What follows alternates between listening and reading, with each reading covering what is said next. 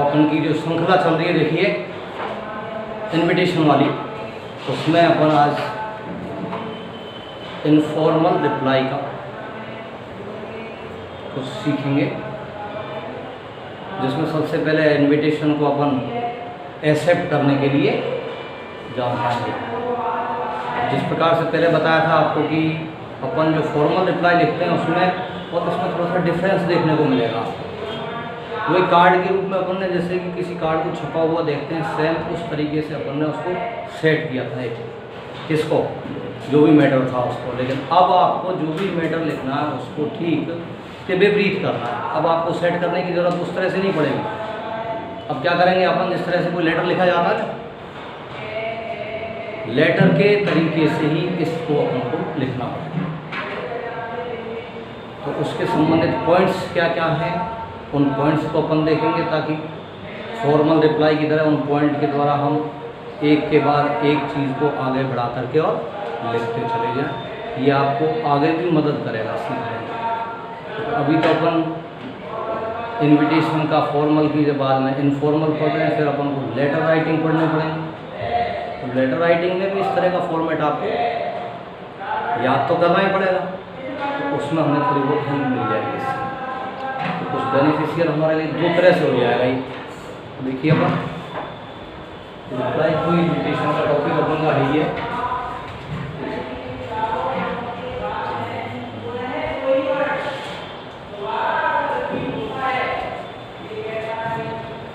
हमारे अपन पढ़ेंगे informal reply accept करना।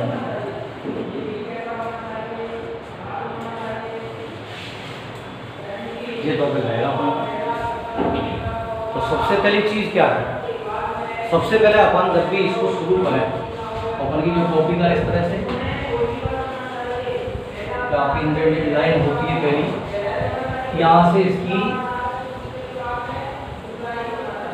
शुरुआत करनी पड़ेगी। ये नहीं कि पहले किसी तरह बीच में अपन स्टार्ट कर दें इसको हम लेटर का एक रूप देंगे तो शुरुआत आपकी बदल जाएगी। ठीक, क्या करना है, सबसे पहले अपन टॉपिक वाइज देखते हैं इसमें क्या क्या पॉइंट अपन को शामिल करने पड़ेंगे। वहाँ पर अपन ने दो व्यक्तियों के नाम लिखे थे, मिस्टर और मिसेज लगा करके। एक था गेस्ट, एक था होस्ट। यहाँ पर होस्ट का नाम नहीं लिखा जाता, होस्ट को केवल संबोधित किया जाता, मिस्टर मिसेज के द्वारा नहीं, डियर लगा। परिवर्तन बहुत कुछ देखने को मिलेगा। तो वो तरीका वहाँ पर फॉर्मल के साथ खत्म हो जाता है, यहाँ पर आपको उस तरीके को थोड़ा बदल के लिखना पड़ेगा। सबसे पहले क्या करेंगे अपन, सेंडर्स एड्रेस। सेंडर्स कौन होता है, सेंडर का मतलब होता है भेजने वाला, अर्थात जो रिप्लाई दे रहा है। रिप्लाई गेस्ट की तरफ से जाएगा, लेकिन पहले की तरह ऊपर नाम नहीं आएगा, उसको बदलेंगे। पहले वाले जो थे फॉर्मल वो थर्ड पर्सन के रूप में लिखे गए थे, अब फर्स्ट पर्सन में ज़्यादा से ज़्यादा सेकंड पर्सन का यूज़ होगा। होने को तो इसमें थर्ड पर्सन का भी यूज़ होता है, सभी तरह के पर्सन इसमें आ सकते हैं। लेकिन नॉर्मली ये होता है कि जो हमारा फॉर्मल होता है उसमें जनरली थर्ड पर्सन का यूज़ करते हैं। इसमें फर्स्ट सेकंड थर्ड किसी भी पर्सन का हम काम में ले सकते हैं। तो पहला टॉपिक जो बनता है हमारा वो बनता है आपका सेंडर्स एड्रेस, भेजने वाले का पता। भेजने वाला क्या तो चाहे राइटर लिख दीजिए, उसको लिखने वाले का पता हो सकता है। तो लिखने वाले का पता सबसे पहले लिखना है, किस तरफ लिखना है, ये हाथ कौन सा है आपका, कौन सा हाथ है ये, बायां, लेफ्ट हैंड की तरफ शुरुआत करनी है लाइन के बिल्कुल नज़दीक से। सेंडर्स एड्रेस में पहले आप जगह का नाम लिखेंगे, फिर दूसरी लाइन में आपको डालनी पड़ेगी जिस दिन वो लेटर आप प्रेषित कर रहे हैं, भेज रहे हैं, उस दिन का डेट डालना पड़ेगा। तो ये पूरा का पूरा कॉलम एक किसके लिए हो जाएगा, सेंडर्स एड्रेस के लिए। ठीक है, पहली लाइन जो आपके काम में आएंगी 2-3 वो आपकी आएंगी इस सेंडर्स एड्रेस के लिए। नंबर 2 पर आप आगे जैसे ही सेंडर्स एड्रेस लिख दें, लाइन छोड़ने की जरूरत नहीं है आपको, कंटिन्यू चलते चले जाइए। गैप देना नहीं है, मतलब नहीं निकलता है गैप देने का। आप लिखते चले जाइए, कॉपी का काफ़ी सारा दायरा अपने आप में बड़ा होता है। बोर्ड की कॉपी का जगह की कमी नहीं होती, इसलिए स्पष्ट लिखेंगे अच्छा दिखेगा वहाँ। दूसरी लाइन में आप क्या करेंगे, जैसे ही आपका सेंडर्स एड्रेस हो गया, जो भी सेकंड पॉइंट होगा वो आपका लाइन आप ज़्यादा से ज़्यादा इसमें काम में लेंगे। पहले में आप कहीं पर कॉलोनी का नाम लिखते हैं ज़्यादा से ज़्यादा, उसी के साथ साथ आप अगर कहीं पर कोई बड़े से शहर का नाम देखेंगे तो उसमें हो सकता है लोकेलिटी के बारे में, या फिर रूम मकान नंबर जो होते हैं आपके, उनका नंबर डाल दिया जाता है, ABCD इस तरह से साथ में लिखा होगा, तो वो उस पहली लाइन के अंदर आ जाएगा। दूसरी लाइन में मुख्य शहर का नाम आ जाएगा, तीसरी लाइन में हम डेट लिखते हैं। समझ गए? इस तरीके से आपको वो काम में लिखना है। नंबर 2 पर क्या करना है आपको, जिस व्यक्ति को हम पत्र लिख रहे हैं, यानी जिसको हम रिप्लाई कर रहे हैं, उस व्यक्ति का नाम लिख करके उससे पहले हम डियर का यूज़ कर देंगे, और इस जो कॉलम को हम काम में लेंगे वो नेक्स्ट लाइन को अपनाया जाएगा। उसको अगली लाइन से स्टार्ट करेंगे इसको, तो उस टॉपिक को हम यहाँ पर इस नाम से जानते हैं।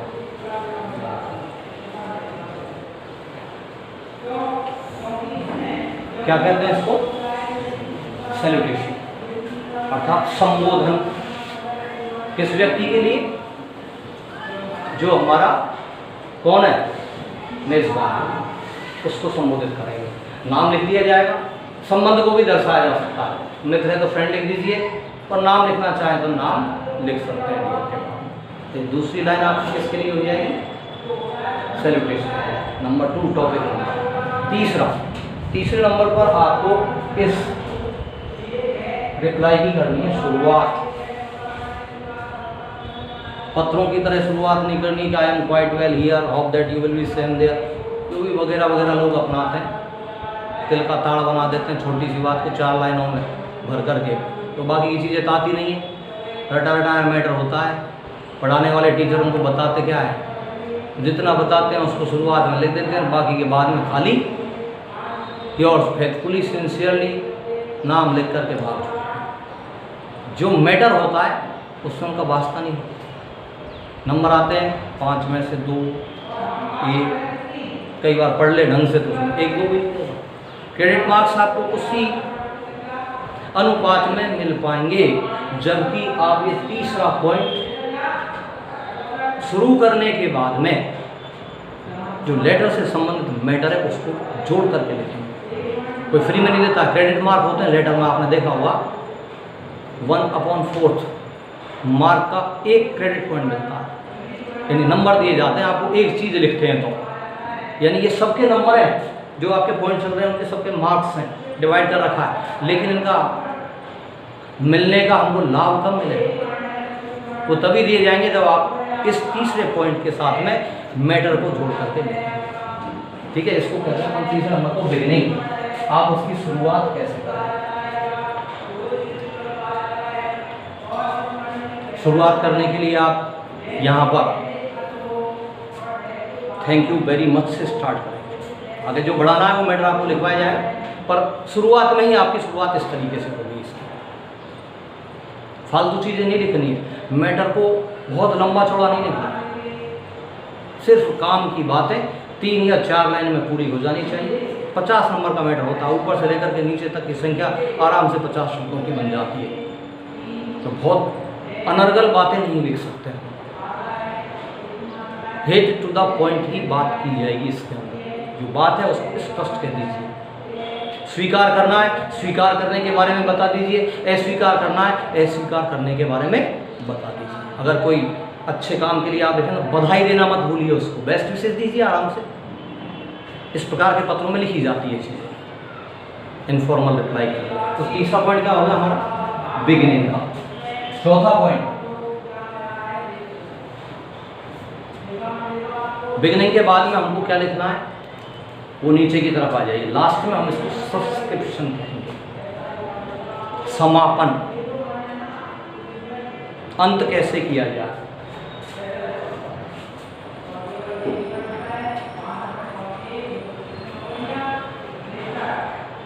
समापन भी करना पड़ेगा अपन को इस चीज़ का। जब आपको बताया गया था ना, कॉपी और पेन लेकर के जब आप पढ़ रहे थे, तो ये सारी चीज़ें इस तरह से बताई नहीं गई थी। पॉइंट का कोई मतलब नहीं हो, तो डायरेक्ट कर रहे थे अपन सारा काम। अब ये सारी चीज़ें एक एक पॉइंट करके समझ लिया आप। सब्सक्रिप्शन, इसके बाद में आपको करना 5वें नंबर पर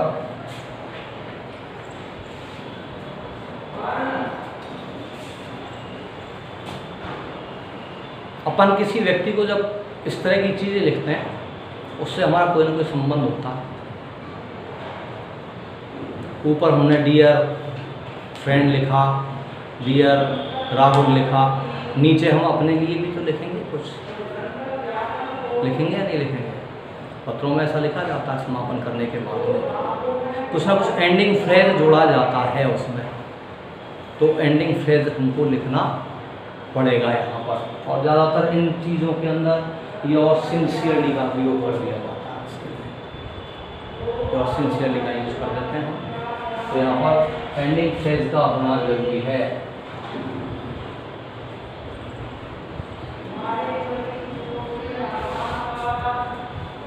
इसको लिखेंगे यहाँ, और लास्ट में आपको जो आप पत्र लिखने वाले हैं उसके सिग्नेचर करने पड़ेंगे। राइटर सिग्नेचर या सेंडर सिग्नेचर लिखना पड़ेगा आपको। वो लास्ट में आपको इसमें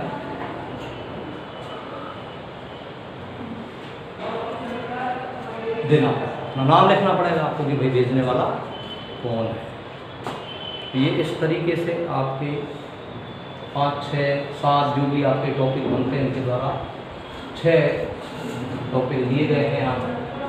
इनके द्वारा आप अपना एक इनफॉर्मल रिप्लाई लिख सकते हैं। कोई प्रॉब्लम?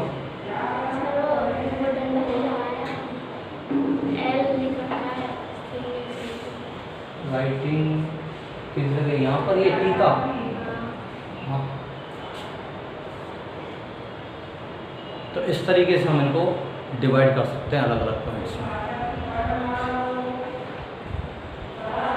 बात आती है कि हम इसको लिखें कैसे।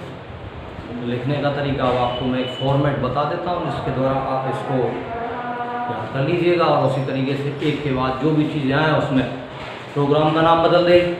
प्रोग्राम का नाम बदल करके जो डेट टाइमिंग वगैरह है उनको भी आप चेंज कर दीजिए अकॉर्डिंग टू योर क्वेश्चन। साथ के साथ व्यक्ति के अगर नाम दिए हुए हैं तो उन व्यक्तियों के नाम को भी आप क्वेश्चन के अकॉर्डिंग इसमें शामिल कर देंगे। तो इस तरीके से हमारा एक क्वेश्चन तैयार हो जाता है। और इनफॉर्मल का रिप्लाई देने में बहुत बड़ी चीज़ नहीं है, जैसे अपन ने और चीज़ों को किया है इसको भी कर देंगे ठीक उसी तरीके से।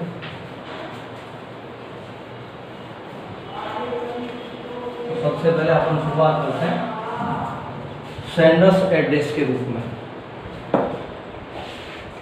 यहाँ पर अपन इस जगह से ही शुरुआत करेंगे सेंडर्स एड्रेस। जैसे कि हम अपने ही शहर के किसी कार्यक्रम के बारे में किसी व्यक्ति को कोई सूचना देना चाहते हैं, इनफॉर्मल रिप्लाई के रूप में। कोई भी आपका मित्र है, उसने आपको अपने भाई मान लीजिए, बहन मान लीजिए, उसकी शादी में ही बुलवाया, ठीक, आप वहाँ जा रहे हैं तो रिप्लाई एक्सेप्ट करने के लिए दे रहे हैं अपन।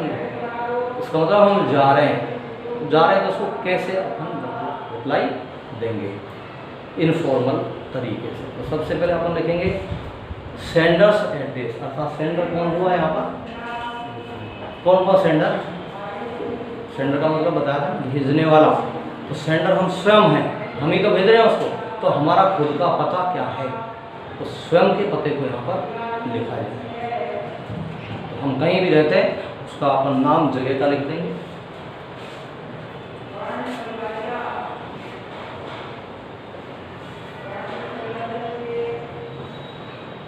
पहली लाइन में ये नाम हो गया, जहाँ आप रहते हैं उस कॉलोनी का नगर का नाम हो गया। अब ये कहाँ पर स्थित है, वो जहाँ भी स्थित है शहर का मुख्य नाम आ जाता है।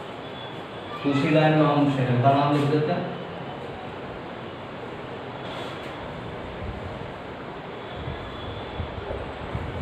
और तीसरी लाइन में हम जिस दिन ये पत्र लिखा जाएगा उसकी क्या डालते हैं, डेट और डाल देते हैं। डेट डालने का तरीका आपको पहले भी बताया था, वही तरीका है, बार बार उसको बदलिए मत, अपना ही वही तरीका जो आपका चलता रहता है।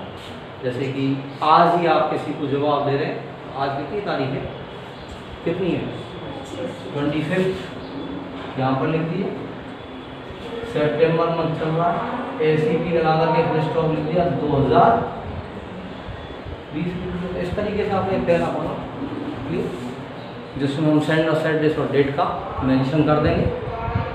अगली बात हमारी सैल्यूटेशन की होगी, संबोधन करेंगे। हम मित्र को लिख रहे हैं तो अगली लाइन में हमारा मित्र के लिए संबोधन हो जाएगा।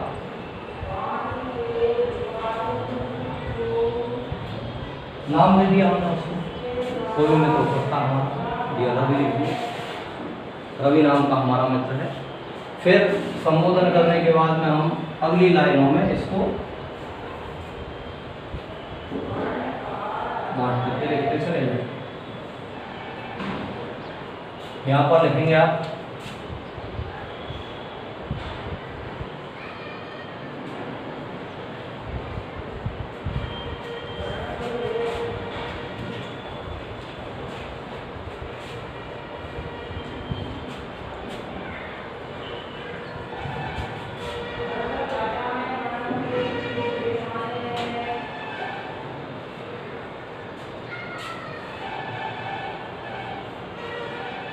खाली जगह छोड़ दी मैंने फिलहाल, ये फॉर्मेटिंग के रूप में है। तो अपन क्या करेंगे, यहाँ से शुरुआत इस तरह से करनी है आपको। Thank you very much for your kind invitation to your, ठीक। अब टू योर के बाद में जहाँ पर अपन ने स्पेस दिया है, इसका मतलब ये है कि हम यहाँ पर जो भी ओकेजन या फिर जो भी क्या दिया हुआ है प्रोग्राम, उस प्रोग्राम के बारे में उसका नाम लिख दो। इस तरह से आपके लिए हो जाएगा। हर बार तरह तरह से लिखने की बजाय हम एक तरीका याद कर लेंगे, उसी में अपन सारी चीज़ें हो जाएंगी। उनमें भी इसी तरह से भर सकते थे कि यहाँ भी वो कम हो जाएगा। प्रोग्राम लिख लेंगे इसमें, इतनी लाइनें हमने पहले भी पढ़ी है कि नहीं पढ़ी, तो वो मिलता जुलता ही है और तरीका बदल गया थोड़ा सा। यहाँ पर चाहें तो आप शुरुआत कर सकते हैं आई थैंक यू वेरी मच, हो सकता है इस तरीके से, जरूरी है डायरेक्ट लिखा जाए, ये अपना अपना तरीका है। पर आप एक बार जो चीज़ तैयार कर लेते हैं उसको बदलिए मत, है। आप अगर इसमें अपने तरीके से आई से स्टार्ट करना चाहते हैं कर दीजिए, हो सकती है, नो प्रॉब्लम। डायरेक्ट लिखना चाहते हैं डायरेक्ट कर दीजिए, उसमें भी कोई प्रॉब्लम नहीं। तरीका अपना जो याद हो जाए हमें वो अपना लीजिए। इसके बाद में हम क्या लिखेंगे, ऑन का प्रयोग। जहाँ ऑन आ गया, ऑन के आते ही हम समझ लेंगे कि यहाँ इसके बाद में हम इसको कोई ना कोई निश्चित दिन प्रदान करना चाहते हैं, डेट देना चाहते हैं, किस तारीख को कौन सा प्रोग्राम होने वाला है। तो यहाँ पर अपन का अगला जो स्पेस होगा उसके अंदर हम क्या मेंशन करेंगे, डेट का मेंशन। डेट आने के बाद में आगे जो प्रक्रिया आएगी,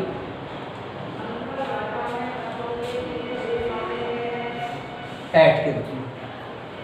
जब ऐड आता है पहला, तो हमने पहले भी पढ़ा है इस चीज़ को, फॉर्मल रिप्लाई में भी हमने इन चीज़ों का यूज़ किया है या नहीं किया है, याद होनी चाहिए आपको सारी चीज़ें, मैटर कोई खास डिफरेंट नहीं है। तो ऐड के बाद में सबसे पहले हमने क्या लिखा था, वहाँ पर क्या लिखा था ऐड के बाद में, टाइम। यहाँ भी अपन को टाइम लिख देगा।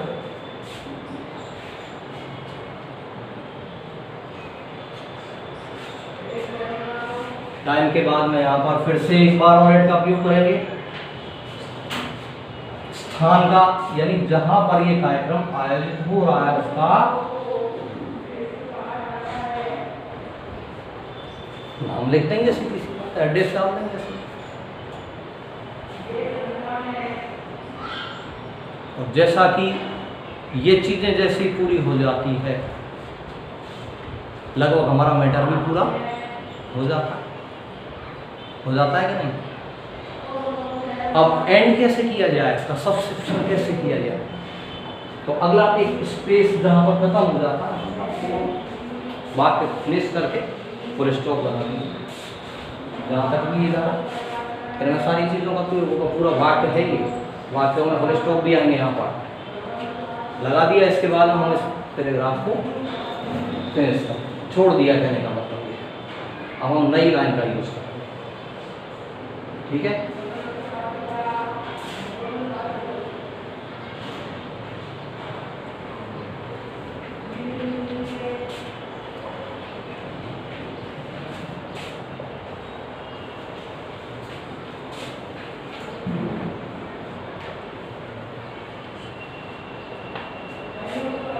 ये लाइन आपको लिखना है। स्वीकार करने में किसी तरह की हिचकने की बात नहीं है। मुझे खुशी हो रही है आपके निमंत्रण पत्र को स्वीकार करते हुए, अत्यधिक खुश हूँ। स्पष्ट में लिख दिया कि आप इसमें क्या करेंगे, क्या करेंगे, आप इसमें शिरकत करेंगे, जाएंगे, आप एक्सेप्ट कर रहे हैं। सामने वाले को पता चला। यहाँ पर आकर के इसका मैटर फिनिश है।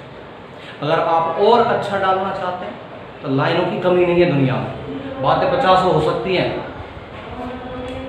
जितना लाइन डालोगे उतना सबके लिए, जो याद करने वाले हैं उनके लिए तो कोई प्रॉब्लम नहीं है। लेकिन जो केवल और केवल ये चाहते हैं कि मुझे मैटर ऐसा चाहिए जिसको मैं अपने आप बिना किसी ज़्यादा लाग लपेट के तैयार कर लूँ और मुझे प्रॉब्लम नहीं आ गए, हो सकता है कोई चीज़ भूल जाऊँ, गड़बड़ हो जाए वहाँ पर, तो उसके लिए एक चीज़ें शायद थोड़ी सी समस्या को बढ़ा देती हैं। क्या क्या याद रखेगा?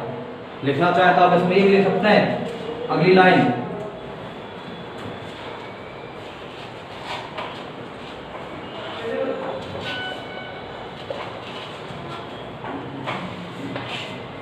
सामने वाले को और भी अच्छा लगेगा। ईगरली वेटिंग फॉर द डे, बड़ी उत्सुकता के साथ में मैं उस दिन का इंतजार कर रहा हूँ। सामने वाला सोचेगा मरा जा रहा है प्रोग्राम में आने के लिए हो जाती है ऐसी बात है, ये अपनी सोच है। लेकिन अपन ऐसा लिखते हैं तो ये अपनी मन की इच्छा को बता देते हैं कि हाँ भाई सामने वाला व्यक्ति इंटरेस्टेड है, आने में इच्छुक है, अच्छा लगेगा। इस तरह से एक लाइन और पढ़ाई जा सकती है। जरूरी नहीं है कि आप हर एक में ही लिखें इसको, लेकिन यहाँ तक तो आपको लिखना पड़ेगा क्योंकि ये तो मैन है, एक्सेप्ट कर रहे हैं आप, इसको तो लिखना पड़ेगा। नेक्स्ट लाइन को लिखना कोई ज़रूरी नहीं है, छोड़ दीजिए, क्योंकि अगला ही टॉपिक आपका किसका होगा। अभी तो आप एक्सेप्ट कर रहे हैं, नेक्स्ट टॉपिक आपका डिक्लाइन करने का होगा। और गलती से डिक्लाइन करने वाले उस रिप्लाई के अंदर आपने एक्सक्यूज तो दे दिया कि मैं नहीं आ पा रहा हूँ, रीज़न भी बता दिया। वो रीज़न इससे पहले की लाइन में आएगा, कौन सी में, जो ऊपर लिखा हुआ है ना, I am very much please to accept the invitation, इसमें आपको डिक्लाइन का आपको रीज़न देना पड़ेगा। और उसके बाद में नेक्स्ट लाइन अलग है, सबको दिख रहा है क्या अलग लिखी हुई है, इसको आप हटाना भूल गए तो दो अलग अलग बातें हो जाएंगी। एक तो आप नहीं आने का रीज़न बता चुके होंगे और नीचे दूसरी लाइन अर्थ देगी मैं बड़े उत्सुकता के साथ उस दिन का इंतजार कर रहा हूँ, तो आ ही नहीं रहा। तो ये इस तरह की चीज़ें क्या करती हैं, रटने वाले के लिए समस्यात्मक हो जाती है। इसलिए ऐसी चीज़ों को आप याद मत करना। मैंने तो लिख दिया, कोई दिक्कत नहीं, पर तैयार करते वक्त इस चीज़ का ध्यान रखें। एक एक चीज़ क्लियर है, कोई छुपी हुई बात नहीं है कि हमें कहाँ तक अपने आप को रोक देना है ना। अनर्गल चीज़ें नहीं है ये, लेकिन फिर भी उन छात्रों के लिए जो केवल और केवल कि मुझे तो एक तरीका बता नहीं, इस एक तरीका बता देने के बाद में हम इसमें से 50 बना सकते हैं, लेकिन 50 बनाने के लिए तैयारी उस तरीके से करें, उसमें क्या हटेगा क्या लगेगा ये ध्यान तो भाई उसी को रखना पड़ेगा ना। अगर दोनों चीज़ें वो लिख गया तो ये गलत हो जाएगा। क्लियर? अब आगे क्या बच रहा है, इसका अगला पॉइंट जो बचता है वो हम इस प्रकार से कि भाई इसका एंडिंग फेज क्या लिखा जाए, इसको अंत कैसे किया जाए। सबसेक्शन तो कर दिया, लेकिन एंडिंग फेज जो हमारा संबंध बताने के लिए होगा उसको भी इसमें लिखना पड़ेगा। अगली लाइन हमारी होगी यहाँ,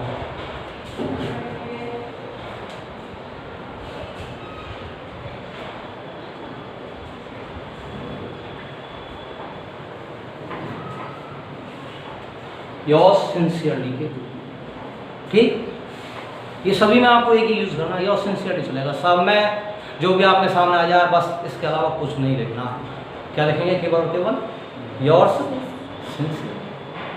ध्यान रखें, जब भी आप योर सिंसियरली लिखें, योर में एस लगा हुआ है, एस से पहले कोई भी अपोस्ट्रोफी कोमा का उपयोग नहीं करना है। हर एक छोटी सी चीज़ जो आप वहाँ पर लिख देते हैं आपके अनुसार वो सही हो सकती है, लेकिन सामने वाला उसका अर्थ दूसरा लगा, अपोस्ट्रोफी कोमा वाला एस नहीं आया। दूसरी बात, योर्स का जो वाई है, हर एक लाइन में जब भी शुरुआत हो रही है, अगर लाइन कंप्लीट नहीं हो रही है तो स्मॉल लेटर का यूज़ हो रहा है। यहाँ आपको पूरी तरह से जो लिखने के तरीके होते हैं इंग्लिश राइटिंग के, वो फॉलो करना ज़रूरी है। ये नहीं कि मन में आए वहीं पर ही कैपिटल लेटर आपने यूज़ कर दिया, मन में आ जाए स्मॉल लिख दिया, ये आपके पैटर्न को गलत साबित कर देगा। तरीका यही कहता है यहाँ पर कि ध्यान यहाँ भी रखना है, लाइन बदलते समय अगर फुल स्टॉप आ रहा है तो ही पहले अक्षर आप कैपिटल बनाएंगे, वरना बीच में कहीं इस तरह से कैपिटल लेटर का यूज़ आपको नहीं करना। यहाँ पर कहने वाली बात क्या है, योर्स का जो पहला अक्षर है वाई, उसको ढंग से देख लीजिए, हमेशा ये लाइन के ऊपर बनता है कैपिटल होने पर।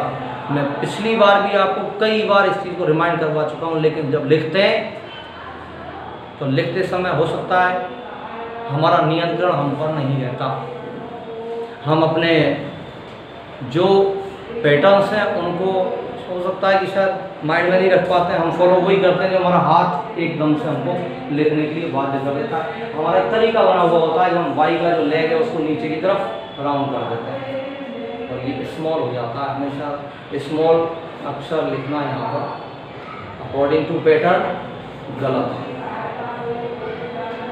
यहीं पर नहीं, अगर कहीं भी लिख रहे हैं तो वो सभी जगह गलत माना जाएगा। तो स्मॉल की जगह हम वाई को क्या बनाएं, कैपिटल बनाएं और इस तरह से हम लिखें। अंत में आप राइटर्स नेम, लिखने वाले का क्या लिखेंगे, नाम लिख देंगे।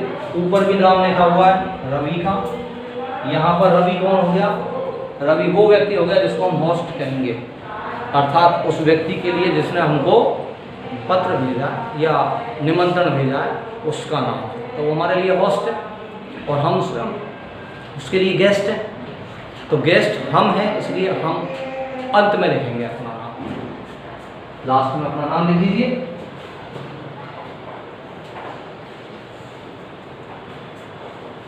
राहुल लिख दिया हमने अपना नाम। तो इस तरीके से हमारा ये इनफॉर्मल जो तरीका है लिखने का वो ध्यान में रखें, और यहाँ पर जो खाली जगह छोड़ी है उनको पूरा करके इसको हम ये जो नाम वगैरह लिखे हैं इसकी एक उपयोगिता ख़त्म हो जाएगी। अभी अधूरा लग रहा है, कुछ चीज़ें हमने लिख दी हैं, कुछ चीज़ें हमने नहीं लिखी हैं। तो सबसे पहले जहाँ पर हमने पहला गैप दिया वो स्टार्ट कर देते हैं, उसमें लिखना टू योर के बाद में ओकेजन या प्रोग्राम का नाम लिखना, ठीक।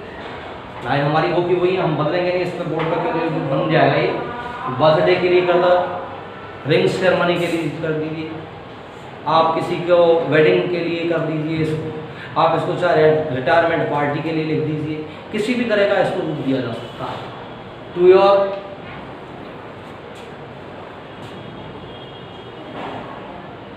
फादर्स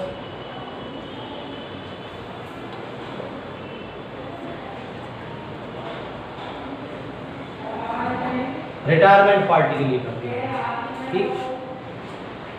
उसके पिता का क्या हो रहा है, जो सेवा काल है वो पूरा हो रहा है, वो पार्टी का आयोजन कर रहे हैं, उसके लिए आपको ये पत्र आया था, आप उसका रिप्लाई करें इनफॉर्मल वे में। आगे लिख दीजिए ऑन डेट।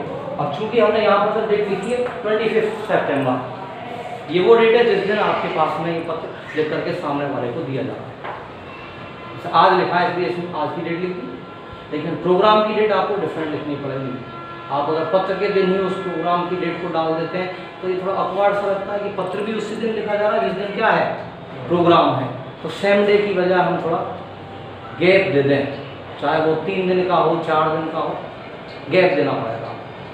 गैप देने का मतलब है कि हम इतने दिन का गैप इसलिए रखें ताकि सामने वाले के पास में पत्र पहुँच तो जाए, ये ज़रूरी होता है।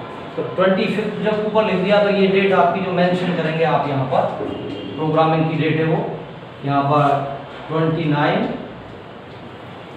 सितंबर 2020 के रूप में होंगे। टाइम मिल गया 2-4 दिन का, उसके पास 15 दिन में पहुँच जाता। तो ये दूसरी जगह पर आपने क्या लिख दिया, डेट लिख दी प्रोग्राम। इसके बाद में टाइम, जनरली इस तरह की जो रिटायरमेंट वगैरह की पार्टी है जनरली घर पे तो आयोजित होती नहीं है, आप भी जानते हो, लोग बाग ज़्यादा होते हैं, शादी हुआ, इस तरह का रिटायरमेंट का कोई फंक्शन हुआ, रिंग सेरेमनी वगैरह हुई, तो ये बड़े प्रोग्राम होते हैं, घर पर जगह नहीं होती है तो कहीं बाहर किए जाते हैं। और बाहर जनरली ये काम जैसे समय बदल रहा है उसके मुताबिक दिन में कोई नहीं करता है, मॉर्निंग टाइम में नहीं होते हैं, नून में होते हैं, आफ्टरनून में भी नहीं होते हैं। कहा जाए कि सारे प्रोग्राम कब होते हैं, इवनिंग टाइम से स्टार्ट होते हैं। 6 बजे से पहले तो कोई आना उचित ही नहीं समझता है, तो वो इसी प्रकार का समय हमें डालना है।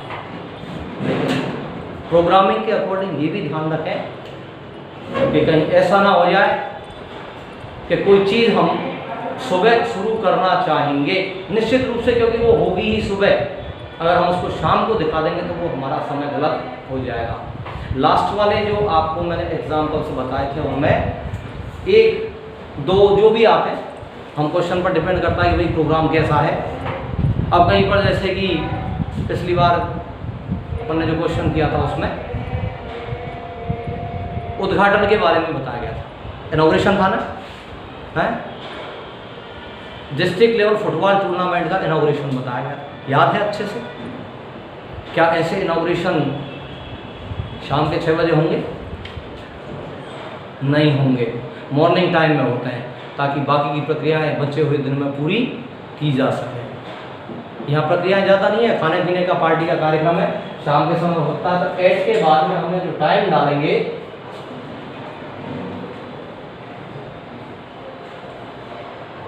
स्पष्ट लिखिए। देखो ऐसा नहीं हो कि आप लिखते समय थोड़ा सा छोड़ दें, हिंदी नहीं लिख रहे हैं, अंग्रेजी में थोड़ा सा पैटर्न को अंग्रेजी के हिसाब से लिखा जाता है। 6 लिख दिया, 6 के बाद डॉट लगा, डॉट लगाने के बाद में आपको 2 0 लगा, क्योंकि पूरा 6 o'clock का टाइम है, यानी फिक्स टाइम को शो किया गया, इसलिए 0 0 लगा दिया। अगर हो सकता है 6:30 लिखा जाता, 6:15 लिखा जाता, तो 6 के बाद में डॉट आता और 0 0 की जगह 15 लिखते या 30 लिखते, इस तरीके से शो करना पड़ेगा। बढ़ाने को तो और भी बढ़ाया जाता है, हमेशा डबल फिगर में यूज़ किया जाता है टाइम। हो सकता है आप इसको यूँ भी लिख सकते हो, ये भी चाहिए, ज़्यादा बेटर ये है क्योंकि टाइम इसी तरह से शो किया जाता है लिखते हुए। 6 बजे आपका समय है, लेकिन चूँकि जो पूरी ड्यूरेशन है टाइम की वो 24 आवर्स की होती है, इंटरनेशनल टाइम के अकॉर्डिंग होती है कि नहीं होती है, डबल फिगर में चलता है। यहाँ 1-6 का फिगर अच्छा नहीं लगेगा, इसलिए डबल फिगर में यूज़ किया, 0 लगा दीजिए। ये 9 तक चलेगा, इसके बाद 10 जैसे ही आएगा 1 0 अपने आप हो जाता है, उसमें आपको फिर आगे 1 0 और नहीं लगानी है, इसका ध्यान रखना। हाँ, वहाँ विशेष ध्यान रखना, इसलिए मैंने 10 का आपको एग्जाम्पल दिया। जैसे 9 के बाद का टाइम आप शो करें, 1 और 0 नहीं बढ़ानी है, ये केवल 9 तक चलेगा। 10 आते ही अपने आप ही डबल फिगर हो गया, 1 के बाद में 0 आ रही, 11 आ रहा है तो डबल बार 1 आ रहा है, 12 लिख रहे हैं तो 1 2 लिखा जा रहा है, और 0 नहीं लगानी है,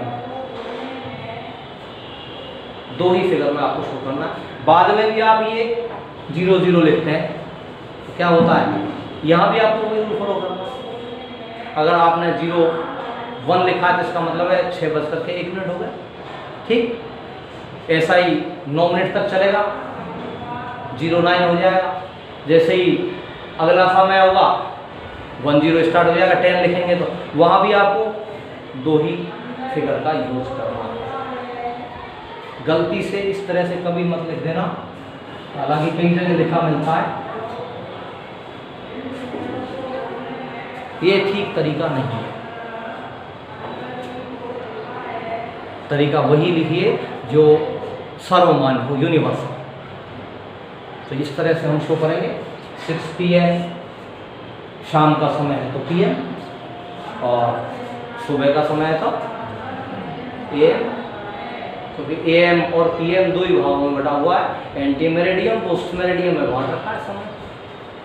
सुबह से लेकर के और जब तक, जिसको हम शाम कह रहे हैं,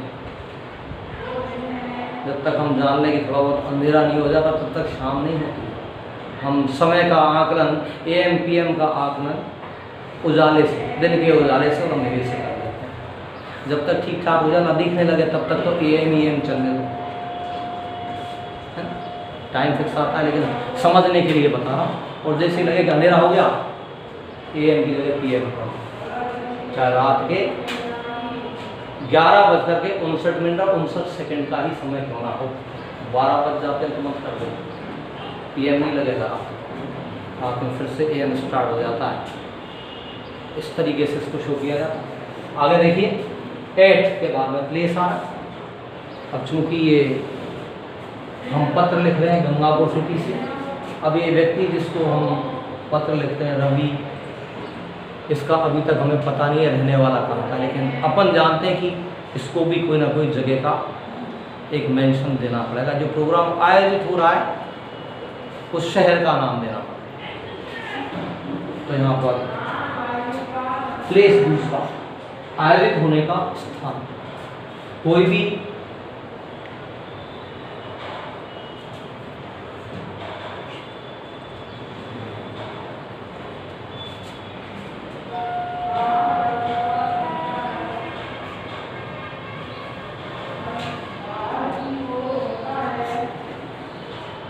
पूरा नाम देना, प्लेस का पूरा नाम देना है।